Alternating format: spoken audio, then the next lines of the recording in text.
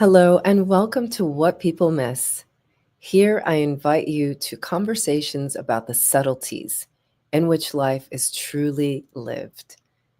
As Mozart said, the music is not in the notes, but in the silence between them.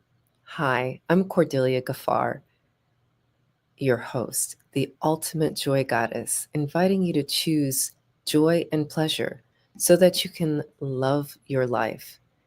I do that with my 13-week experience called Let's Play with Intimacy. You'll be in the noticing of who you are at your absolute core. And the next cohort begins April 7th. So if you want to know more about that, you can email me at hello@cordeliagaffar.com for details. I'm so excited today to start this marathon. In the United States, it is President's Day. And I want to set a new precedent, which is instead of celebrating those dead white men, let's celebrate some beautiful, brilliant Black women, the ones that people miss, the ones that no one wants to listen to, the ones that people take for granted, and the ones that are really responsible for everything that you see. So, my first guest today is none other than the amazing, outstanding Lisa N. Alexander. She was here last week, and today we're going to dive a little bit more into some of her recent articles, including Unpaid Emotional Labor and Forgiveness. She's the founder of This Woman Knows, and we're really going to talk about, should forgiveness always be given? Or is it sometimes a burden imposed on Black women?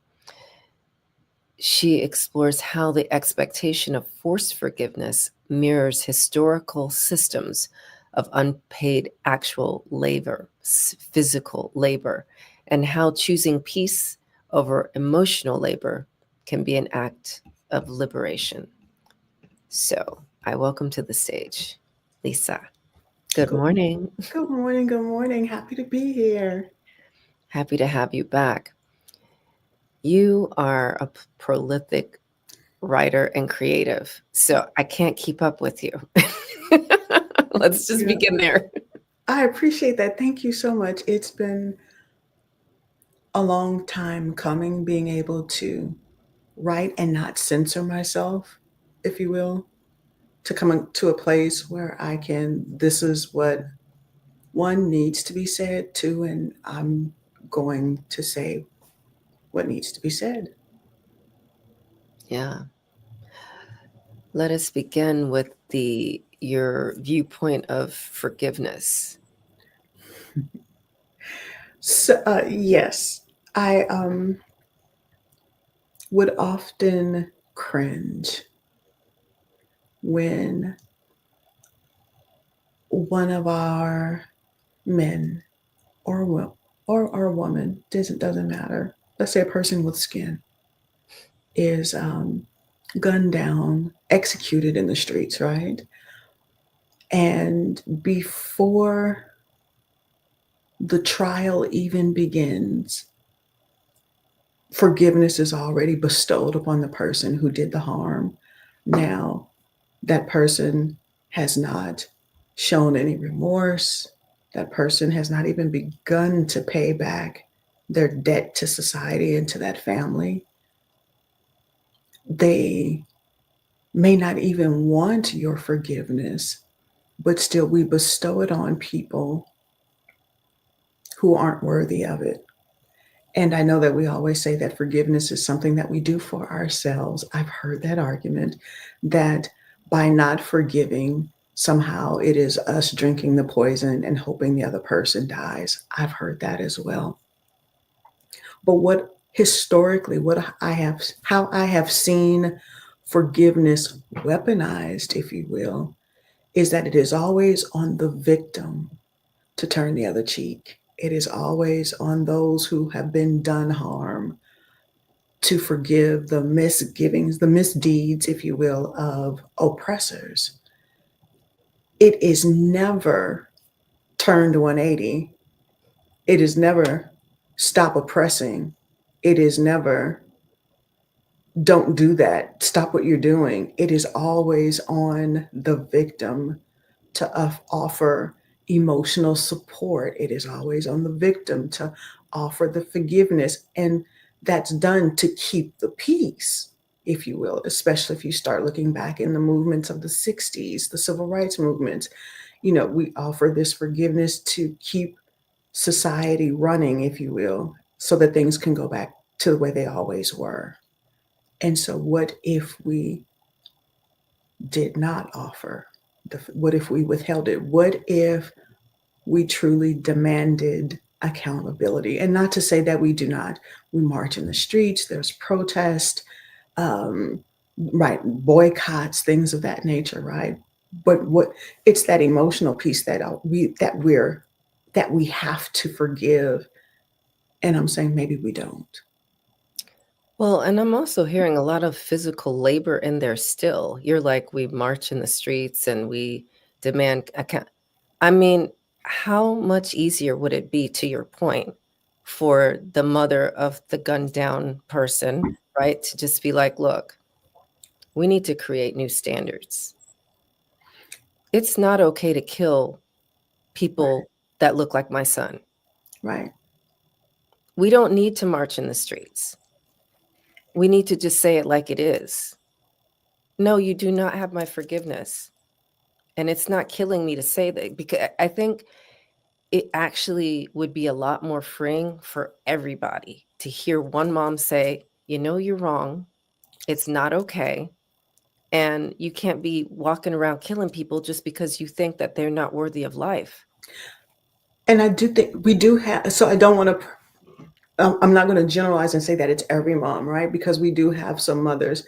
So in the article, I talk about Mamie Till, who her act of she did not offer forgiveness. She said, I'm gonna put my son's body on display. This is how I'm gonna hold you accountable, and did not utter those words, right? There was no forgiveness for the people responsible for her son's murder. And it's like, this is what you did. And the world was shook. Oh, is it? And that question, is this who we are? Yes, this is who we are. Wow, Yeah. this is who we are. What I don't understand your surprise. It's common. This happens all the time, right? Especially back in the excuse me, during the height of the civil rights movement. And I honor that woman for being brave and for standing in her truth.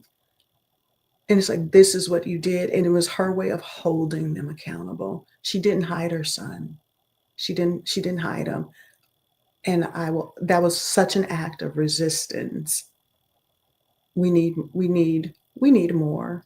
And we also need to reclaim our peace and our rest, right? As forms of resistance. No, I'm not offering forgiveness for the people that harmed me and caused me great distress. There is even talk right now of creating safe spaces for um, folk who might have voted a little differently, right? And then now are having regrets about their vote and are looking for spaces. And again, Black women are being asked to create these spaces and welcome with open arms. And the pushback has been no. The pushback has been no. Not our emotional labor this time, not us creating spaces, not when we've been in the trenches from the very beginning and did all the things, nurtured and took championed causes, and it's a no. Now, what we are doing is some of us are going inward. We're focused on the communities around us, what we can touch right now, and making an impact, forming coalitions, and working on building and bettering and healing ourselves. Yeah. That is an act of resistance in these days, right? Because we have to do the most. I feel like that's the new narrative. And what if we didn't?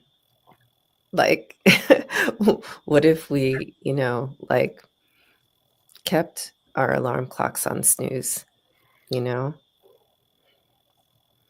That, yeah, hit hit the snooze button. And again, it's not, so to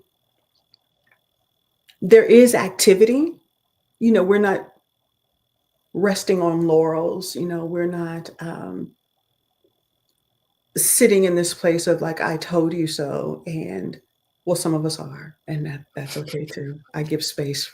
I give space for that as well. I give space.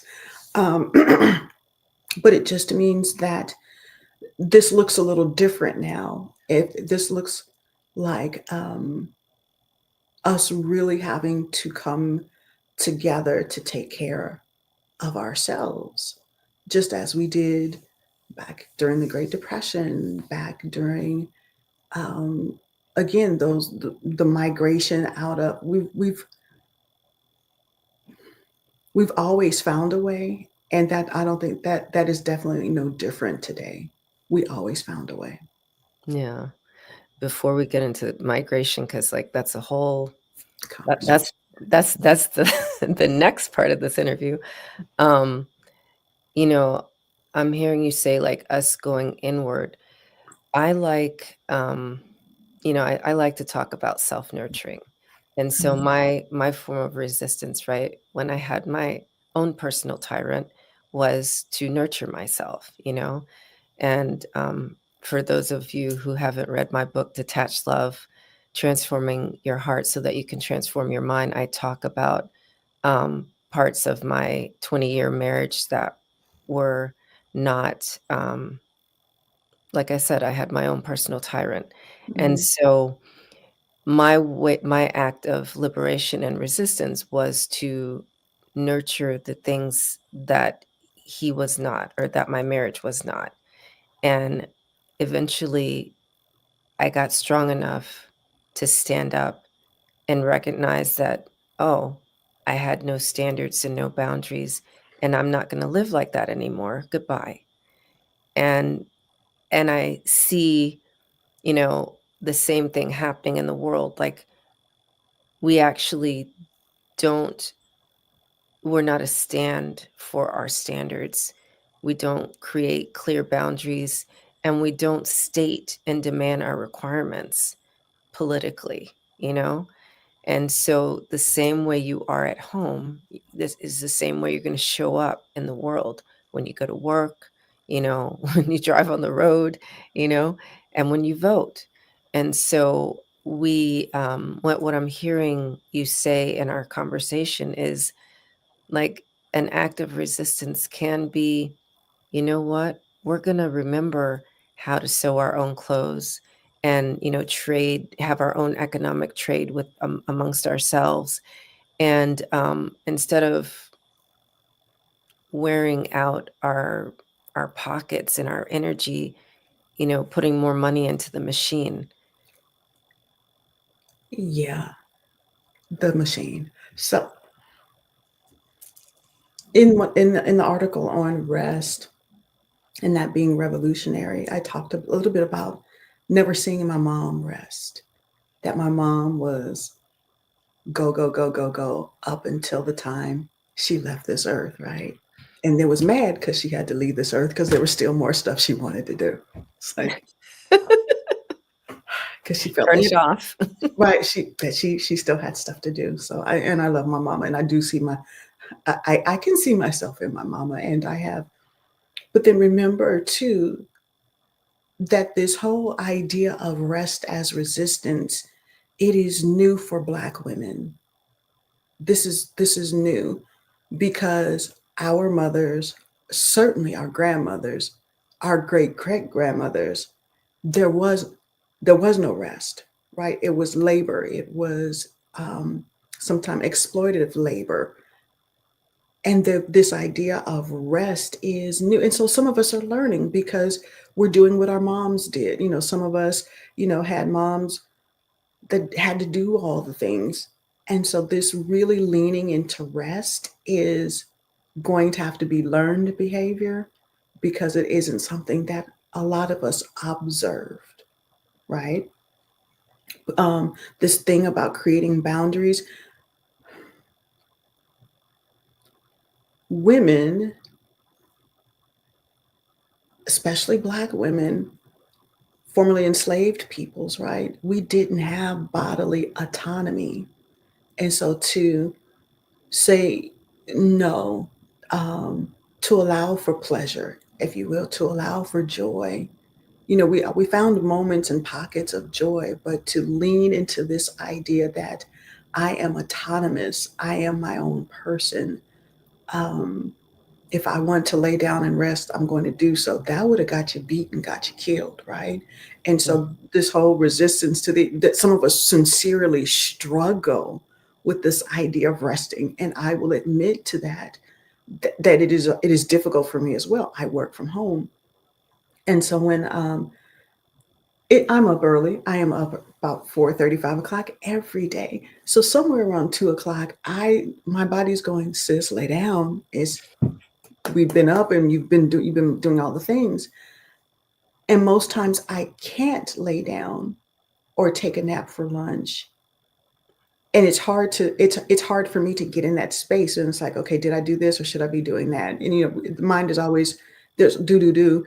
And then instead of resting, it's okay, let me eat.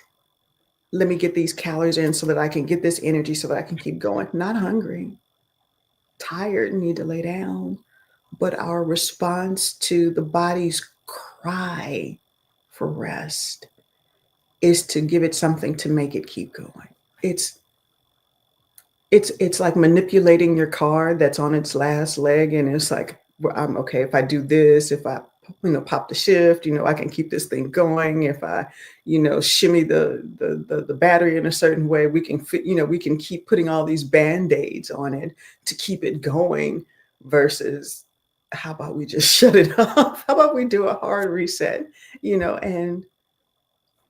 And so we are learning. So for I will say that Black women, we are learning how to set these boundaries, because again, for so long we did not have the opportunity to do so. That we are learning how to lean into rest, because again, that's something that we weren't allowed to do. And we're leaning into, I'm gonna hold you accountable, and I don't have to. I'm gonna withhold. I'm gonna withhold this forgiveness because you did what you did. Yeah. And as I'm listening to you, they're they're all different kinds of Black women, right?